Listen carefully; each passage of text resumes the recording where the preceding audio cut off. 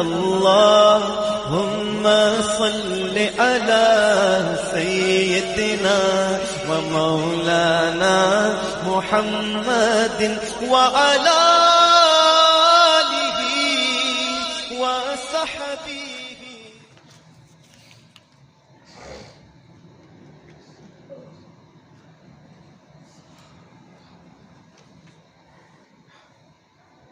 معزز سامعین کرام، السلام علیکم ورحمۃ اللہ وبرکاتہ. وعلیکم السلام ورحمۃ اللہ.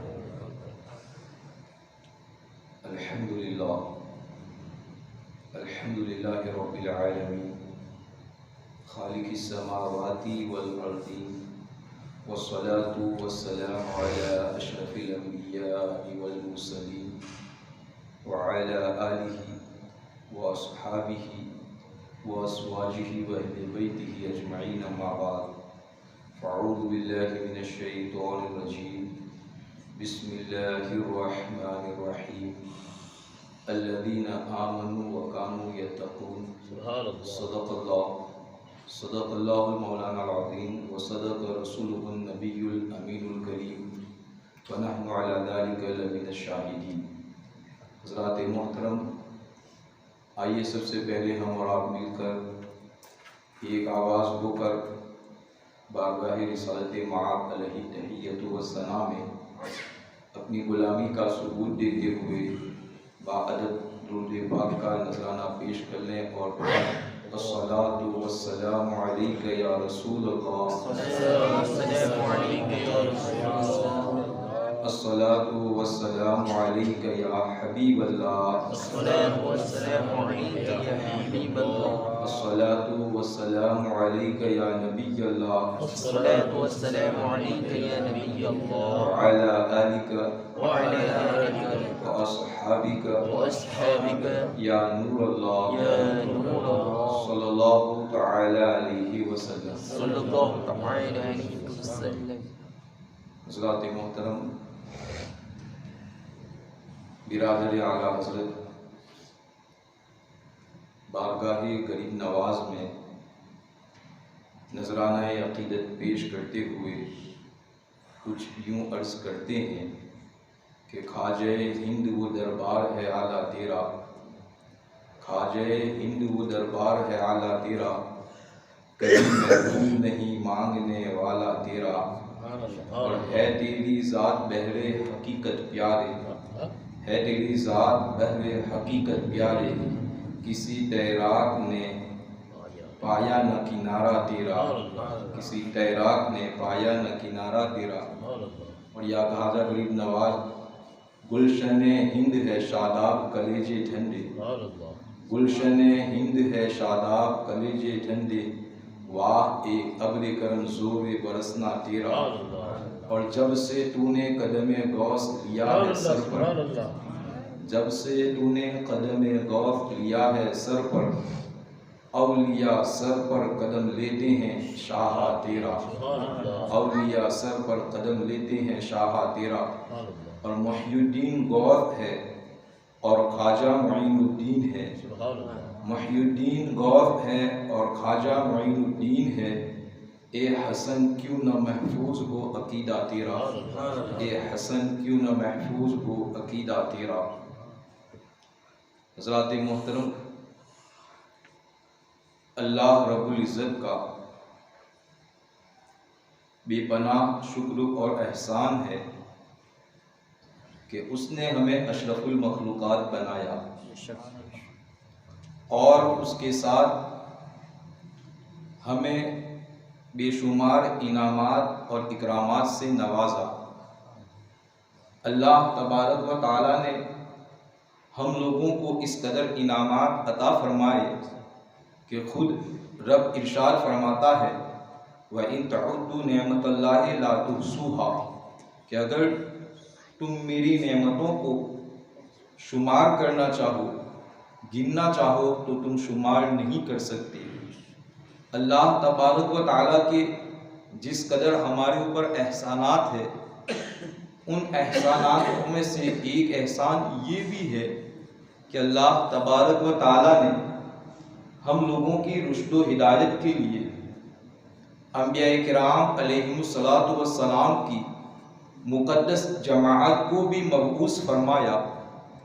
اب جب کہ ہمارے حضور صلی اللہ تعالی علیہ وسلم خاتم النبیین بن کر تشریف لائے ہیں، نبی کریم صلی اللہ تعالی علیہ وسلم کے بعد اب قیامت تک کوئی نبی نہیں آ سکتا، تو اللہ تبارک و تعالی نے امت محمدیہ کی رشد و ہدایت کے لیے اولیاء کرام کو پیدا فرماتا ہے، اور پھر یہی اولیاء کرام لوگوں کی رہنمائی کرتے ہیں، اور یہ اولیاء کرام کی آمد کا سلسلہ قیامت تک جاری رہے گا۔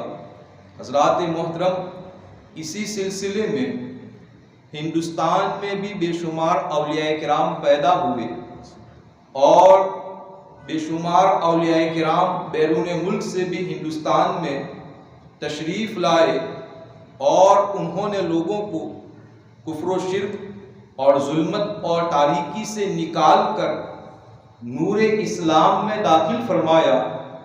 انہی اولیاء کرام میں سے ایک اللہ تبارک و تعالیٰ کے برگزیدہ ولی، منہاج المتقین، معین الملت والدین، سلطان الہند، عطائے رسول خواجہ معین الدین حسن چشتی سنجری ثم اجمیری رحمۃ اللہ تعالی علیہ ہے، کہ جن کو ہم غریب نواز کہتے ہیں۔ حضرات محترم، حضور غریب نواز رحمۃ اللہ تعالی علیہ کی آمد سے قبل ہندوستان میں ہر چہار جانب کفر و شرک کی تاریکیاں پھیلی ہوئی تھی۔ یہ حضور خواجہ غریب نواز رحمۃ اللہ تعالی علیہ کی قدم لزوم میمونت کی برکت ہے۔ حضور خواجہ غریب نواز کی یہ قدموں کی برکتیں ہیں اور رحمتیں ہیں کہ آج ہندوستان میں اس قدر اسلام پھیلا ہوا ہے۔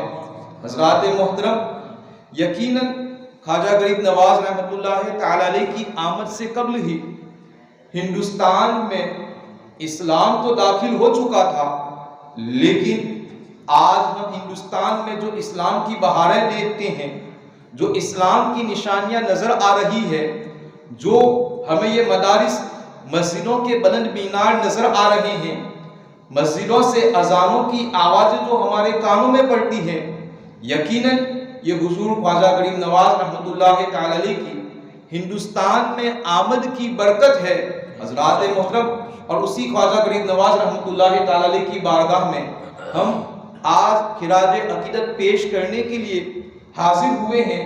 حضرات، آئیے حضور خواجہ غریب نواز رحمۃ اللہ تعالی علیہ کی سیرت طیبہ کے متعلق کچھ آپ کے سامنے میں عرض کروں۔ اس سے قبل میں آپ کو بتاؤں کہ ولی کسے کہتے ہیں، ولی کون ہوتا ہے، ان کی پہچان کیا ہوتی ہے۔ تو حضرات، اس سلسلے میں علماء کرام کے متعدد اقوال ہیں، لیکن قرآن و احادیث میں جو ولی کی پہچان بیان کی گئی ہے وہ میں آپ کے سامنے پیش کروں۔ اللہ تبارک و تعالی قرآن کریم میں ولی کی صفت بیان کرتے ہوئے ارشاد فرماتا ہے، الذین آمنوا وکانوا یتقون، کہ ولی وہ ہوتے ہیں جو صاحب ایمان ہوتے ہیں اور ان کی زندگی تقوی سے بھرپور ہوتی ہے، وہ متقی اور پرہیزگار ہوتے ہیں۔ اسی طریقے سے حدیث پاک میں ہے، حضرت عبداللہ ابن عباس رضی اللہ تعالیٰ عنہ سے روایت ہے کہ ایک مرتبہ نبی کریم صلی اللہ تعالی علیہ وسلم سے اولیاء کرام کے تعلق سے سوال کیا گیا، تو نبی کریم صلی اللہ تعالی علیہ وسلم نے ارشاد فرمایا، اولیاء کرام کون ہوتے ہیں؟ تو حضور ارشاد فرماتے ہیں، الذین اذا رؤوا ذکر اللہ، کہ اللہ کے برگزیدہ بندے وہ ہوتے ہیں، اولیاء وہ ہوتے ہیں، ولی وہ ہوتا ہے کہ جب اس کے چہرے کی زیارت کی جائے، اس کو دیکھا جائے تو اللہ تبارک و تعالی یاد آ جائے۔ حضرات محترم، دیکھیں یہ تو ولی کی صفتیں ہوتی ہیں، اب ولی کا مقام اور مرتبہ کیا ہے؟ تو حدیث پاک میں ہے، اللہ کے رسول صلی اللہ تعالی علیہ وسلم نے ایک مرتبہ ارشاد فرمایا، من عاد لی ولیا فقد آذنتہ بالحرب، کہ جو شخص میرے ولی سے دشمنی کرتا ہے میں اس کے خلاف اعلان جنگ کرتا ہوں۔ حضرات محترم، اسی طریقے سے تفسیر کثیر میں ہے کہ تفسیر کثیر میں لکھا ہے کہ اللہ تبارک و تعالی ارشاد فرماتا ہے کہ میں میرے ولیوں کا بدلہ اس طریقے سے لیتا ہوں جیسے ایک جنگجو شیر بدلہ لیتا ہے۔ حضرات محترم دیکھیں، اس تفسیر کبیر میں بھی یہ بات بیان کی گئی کہ اگر کوئی شخص اللہ کے ولی سے دشمنی کرتا ہے، اللہ کے ولی سے عداوت کرتا ہے، بغض رکھتا ہے، تو اللہ تبارک و تعالی خود اس سے اس طریقے سے بدلہ لیتا ہے جیسے ایک خونخوار شیر بدلہ لیتا ہے۔ اور اسی طریقے سے ایک روایت میں یہ بھی ہے کہ اللہ کے رسول صلی اللہ تعالی علیہ وسلم نے ارشاد فرمایا کہ اللہ تبارک و تعالی فرماتا ہے کہ جب میرا مقرب بندہ مجھ سے سوال کرتا ہے تو میں اس کو عطا کرتا ہوں، اور اگر وہ مجھ سے پناہ مانگتا ہے تو میں اس کو محفوظ کر دیتا ہوں۔ حضرات محترم، اسی طریقے سے امام فخر الدین رازی رحمۃ اللہ تعالی علیہ ولی کی عظمت اور شان کو بیان کرتے ہوئے ارشاد فرماتے ہیں، اولیاء اللہ لا یموتون ولکن ینتقلون من دار الی دار، کہ جو اللہ کے مقرب بندے ہوتے ہیں، جو اولیاء اللہ ہوتے ہیں، وہ مرتے نہیں ہیں بلکہ ان کی وفات تو ان کے ایک گھر سے دوسرے گھر کی طرف انتقال ہوتا ہے۔ حضرات محترم دیکھیں، یہ ہے ولی کی عظمت اور یہ ہے ولی کی شان۔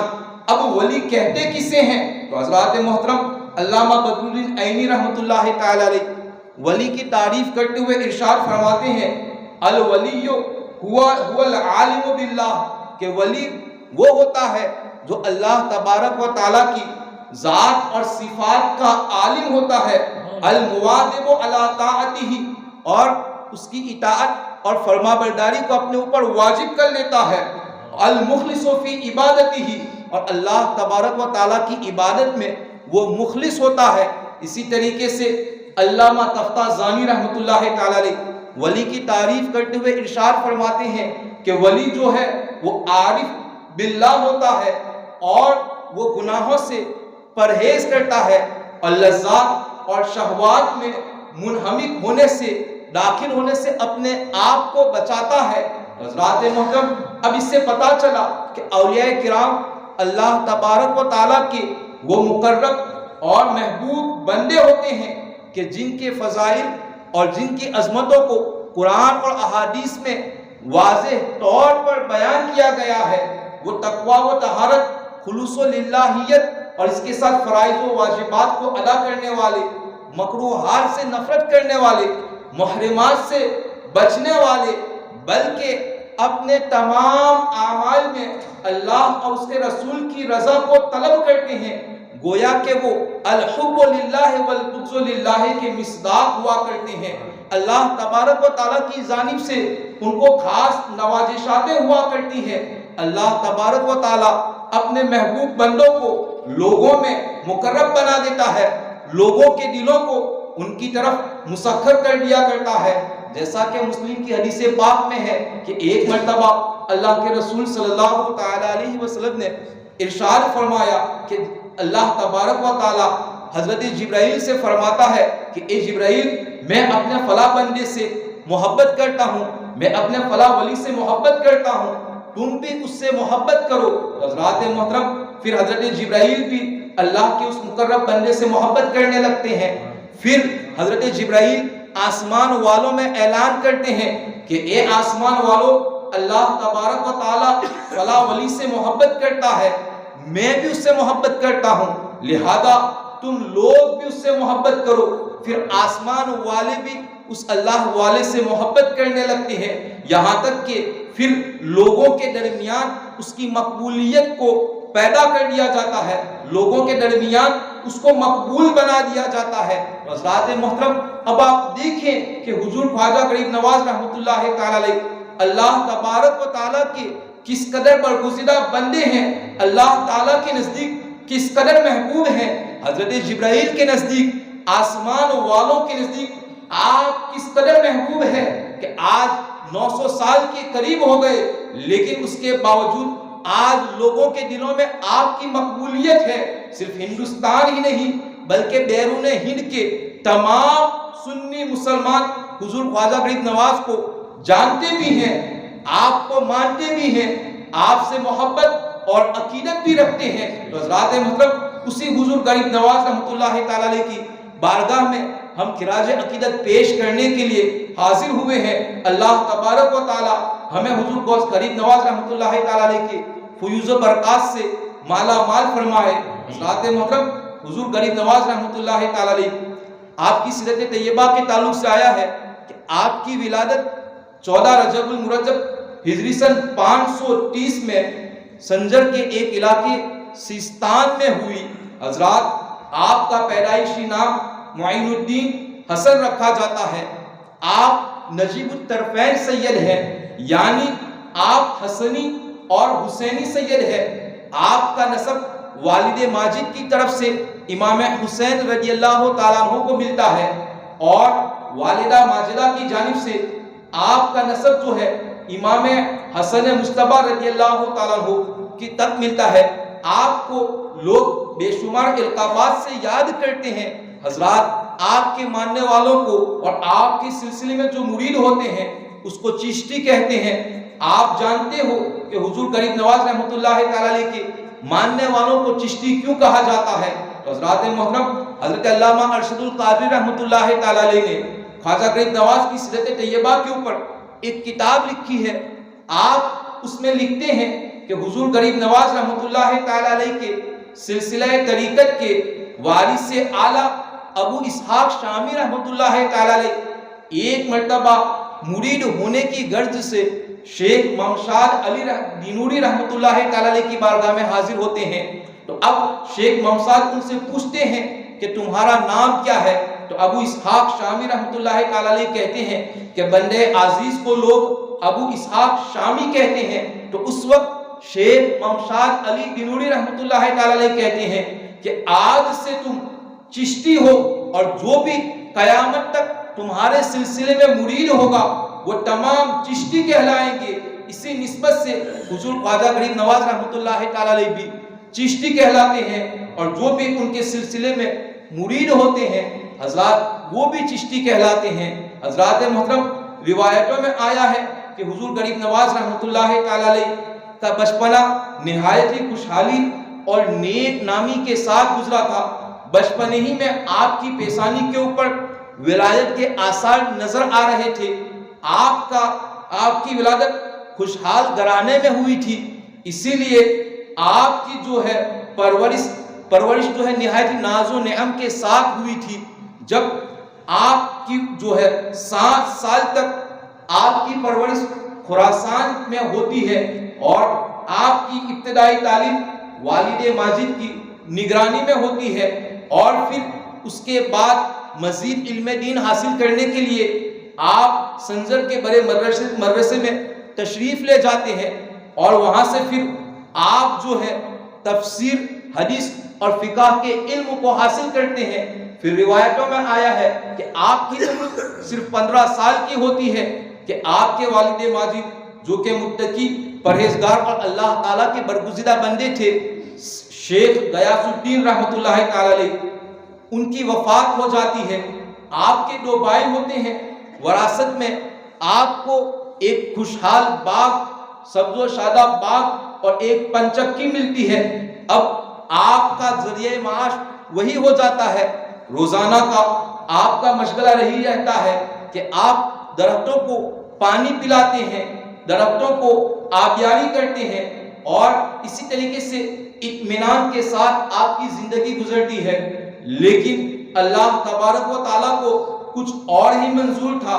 رب نے آپ کو درختوں کو پانی پلانے کے لیے، اشجار کی آبیاری کے لیے نہیں پیدا کیا تھا، بلکہ لوگوں کو ہدایت دینے کے لیے اور ہندوستان کے باغ اسلام کی آبیاری کے لیے پیدا کیا تھا۔ اس لیے ایک مرتبہ جب آپ اپنے باغ میں درختوں کو پانی پلا رہے تھے، اسی وقت ایک اللہ تعالیٰ کے برگزیدہ مذہوب بندے اشارہ غیبی سے ابراہیم مخزومی رحمۃ اللہ تعالی علیہ آپ کے باغ کے پاس تشریف لاتے ہیں، حضور غریب نواز رحمۃ اللہ تعالی علیہ نہایت ہی ادب کے ساتھ آپ کو اپنے باغ کے اندر لے جاتے ہیں اور ایک سائے دار درخت کے نیچے آپ کو بٹھاتے ہیں اور پھر خود جا کر انگور کے خوشے کو توڑ کر لاتے ہیں، آپ کی بارگاہ میں رکھ دیتے ہیں۔ حضرت ابراہیم رحمۃ اللہ تعالی علیہ اس انگور کو تناول فرماتے ہیں اور اس کے بعد غریب نواز رحمۃ اللہ تعالی علیہ کے اس ادب سے آپ بہت خوش ہوتے ہیں۔ اپنے بغل سے تھیلے کے اندر سے ایک خشک روٹی کو آپ نکالتے ہیں اور پھر اس کو اپنے منہ سے چبا کر غریب نواز رحمۃ اللہ تعالی علیہ کے منہ میں ڈال دیتے ہیں۔ جیسے ہی اس خشک روٹی کے ٹکڑے کا حضور غریب نواز کے منہ میں جانا تھا کہ آپ کے دل کی دنیا بدل جاتی ہے، آپ کا دل معرفت الہی سے منور ہو جاتا ہے اور آپ کے دل سے جو ہے باغ اور پنچکی اور مال و دولت سے آپ کو بیزاری ہو جاتی ہے۔ اب آپ اپنے پورے باغات اور سب مال و دولت کو بیچ کر غریبوں میں تقسیم کر دیتے ہیں اور راہ حق کی تلاش میں خراسان کی طرف نکل جاتے ہیں۔ حضرات محترم، چونکہ غریب نواز رحمۃ اللہ تعالی علیہ نے ظاہری علم تو پہلے ہی حاصل کر لیا تھا۔ حضرات، ایک ظاہری علم ہوتا ہے اور ایک باطنی علم ہوتا ہے۔ ظاہری علم کے بعد باطنی علم ہوتا ہے۔ ظاہری علم کے لیے انسان کو استاذ کے پاس جانا پڑتا ہے، استاد انسان کو ظاہری علم سے آراستہ کر کے حق کا راستہ دکھا دیتا ہے، لیکن منزل مقصود تک پہنچنے کے لیے باطنی علم حاصل کرنے کے لیے پیر و مرشد کی ضرورت پڑتی ہے۔ پیر کی تلاش پیر و مرشد کے پاس جانا پڑتا ہے۔ لہذا غریب نواز رحمۃ اللہ تعالی علیہ بھی اب باطنی علم حاصل کرنے کے لیے پیر و مرشد کی تلاش میں نکلتے ہیں۔ بے شمار خانقاہوں میں آپ جاتے ہیں، یہ خانقاہ وہ خانقاہ، بلکہ کئی خانقاہوں میں جا کر بہت ہی باکمال اور باکرامات اولیاء کرام سے آپ ملاقات کرتے ہیں، لیکن تمام خانقاہوں سے آپ کو یہی جواب ملتا ہے کہ معین الدین، تمہارا حصہ ہمارے پاس نہیں ہے بلکہ تمہارا حصہ کسی اور کے پاس ہے۔ اب اس خانقاہ سے نکل کر پھر سفر شروع ہوتا ہے۔ بے شمار خانقاہوں میں گھومنے کے بعد آخر کار آپ کو اپنی منزل مقصود مل ہی جاتی ہے۔ مشقتوں کے بعد آپ جس پیر و مرشد کو تلاش کر رہے تھے وہ آپ کو بغداد معلیٰ میں حضرت جنید بغدادی رحمۃ اللہ تعالی علیہ کی مسجد میں مل جاتے ہیں۔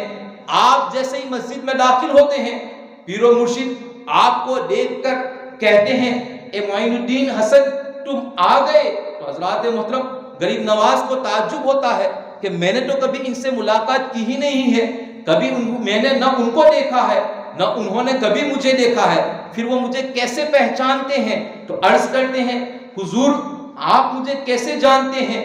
تو وہ پیر و مرشد جواب دیتے ہیں کہ اے معین الدین حسن، ہندوستان کے بادشاہ کو کون نہیں جانتا ہے؟ میں تو تمہارے ہی انتظار کر رہا تھا، بلکہ میں تمہارے ہی انتظار میں جی رہا تھا۔ حضرات محترم، جانتے ہو وہ پیر و مرشد کون تھے؟ حضرات، وہ پیر و مرشد کون تھے؟ آپ جانتے ہیں، خواجہ عثمان ہارونی رحمۃ اللہ تعالی علیہ تھے۔ اب آپ حضرت خواجہ عثمان ہارونی رحمۃ اللہ تعالی علیہ کی دست بوسی کرتے ہیں، پھر قدم بوسی بھی کرتے ہیں۔ اس وقت بغداد کے بے شمار اولیاء کرام وہاں موجود ہوتے ہیں۔ اب پیر و مرشد کی طرف سے حکم ہوتا ہے کہ معین الدین 2 رکعت نماز ادا کرو۔ غریب نواز 2 رکعت نماز ادا کرتے ہیں۔ پھر پیر و مرشد کی طرف سے حکم ہوتا ہے کہ اب قبلہ کی طرف بیٹھ جاؤ۔ خواجہ غریب نواز قبلہ کی طرف بیٹھ جاتے ہیں۔ حکم ہوتا ہے کہ سورہ بقرہ کی تلاوت کرو۔ حضور غریب نواز سورہ بقرہ کی تلاوت کرتے ہیں۔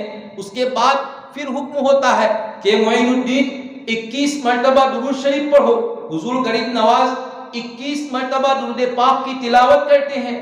اس کے بعد حضرت خواجہ عثمان ہارونی رحمۃ اللہ تعالی علیہ کھڑے ہوتے ہیں، حضور غریب نواز کا ہاتھ پکڑتے ہیں اور پھر آسمان کی طرف دیکھتے ہوئے کہتے ہیں کہ معین الدین آؤ، میں تمہیں رب تک پہنچا دوں۔ اس کے بعد حضرت خواجہ عثمان ہارونی رحمۃ اللہ تعالی علیہ کینچی کو لے کر غریب نواز کے سر سے بالوں کو کاٹتے ہیں اور کلاه 4 ترکی حضور غریب نواز رحمۃ اللہ تعالی علیہ کو پہناتے ہیں اور گلی میں خاص بھی آپ کو عطا کرتے ہیں۔ پھر حکم ہوتا ہے کہ معین الدین بیٹھ جاؤ، حضور غریب نواز بیٹھ جاتے ہیں۔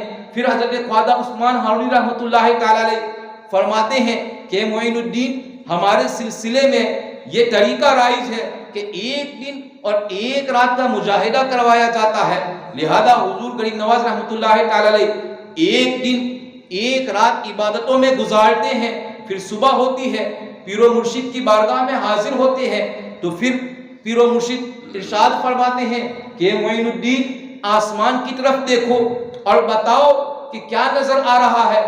حضرات محترم غریب نواز آسمان کی طرف نگاہ اٹھاتے ہیں اور عرض کرتے ہیں کہ حضور عرش معلی نظر آ رہا ہے۔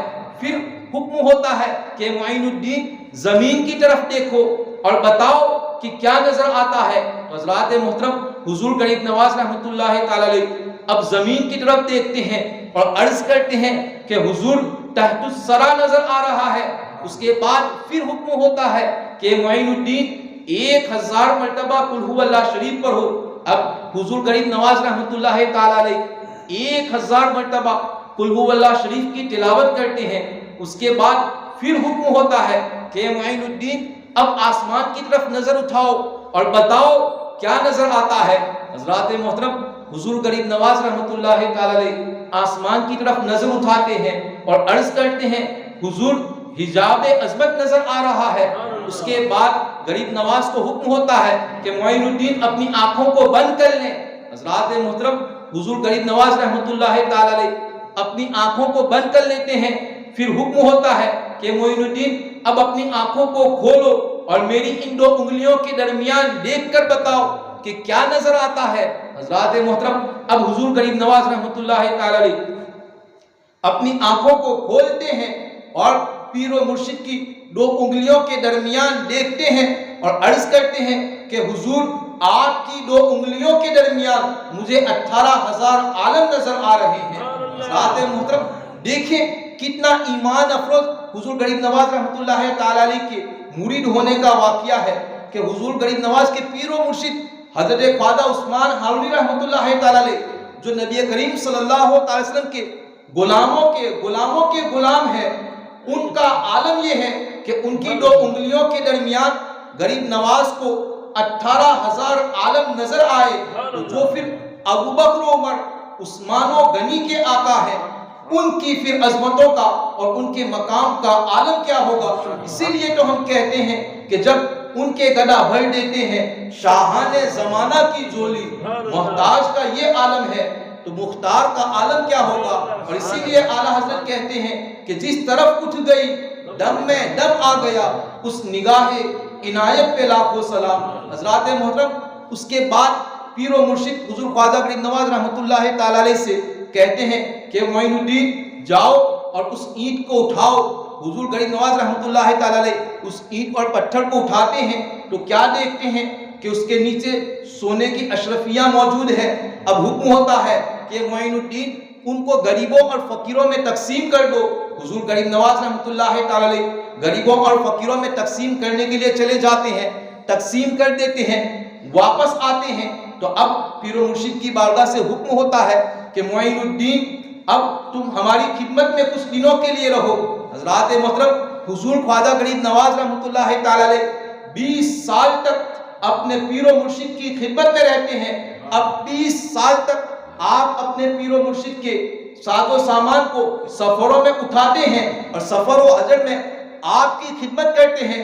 آخر ایک مرتبہ پھر مکہ مکرمہ حج کے لیے پیر و مرشد کے ساتھ جاتے ہیں، مدینہ طیبہ حاضری ہوتی ہے تو پھر حضور خواجہ غریب نواز رحمۃ اللہ تعالی علیہ کو نبی کریم صلی اللہ علیہ وسلم کی بارگاہ سے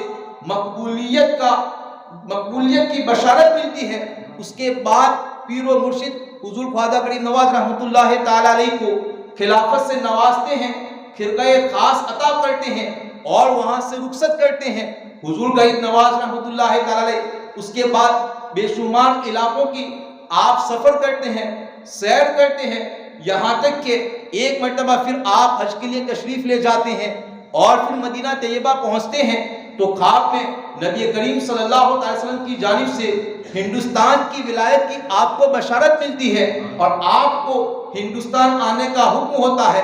اب غریب نواز رحمۃ اللہ تعالی علیہ پھر وہاں سے اپنے ہندوستان کا سفر کرتے ہیں، پھر ہندوستان میں آتے ہیں اور ہندوستان میں حضور خواجہ غریب نواز رحمۃ اللہ تعالی علیہ کی کیا خدمتیں ہیں اور آپ نے کس طریقے سے اسلام کو یہاں پہ پھیلایا ہے، وہ ایک عاشق سے پوشیدہ نہیں ہے۔ اگر اس کو بیان کیا جائے تو گفتگو بہت لمبی ہو جائے گی، اس لیے میں اسی پر اپنی گفتگو کو ختم کرتا ہوں۔ اللہ تبارک و تعالی ہمیں حضور غریب نواز رحمۃ اللہ تعالی علیہ کے فیوز و برکات سے مالا مال فرمائے، آمین۔ استغفر اللہ ربی من کل ذنب و خطیئۃ و اتوب الیہ۔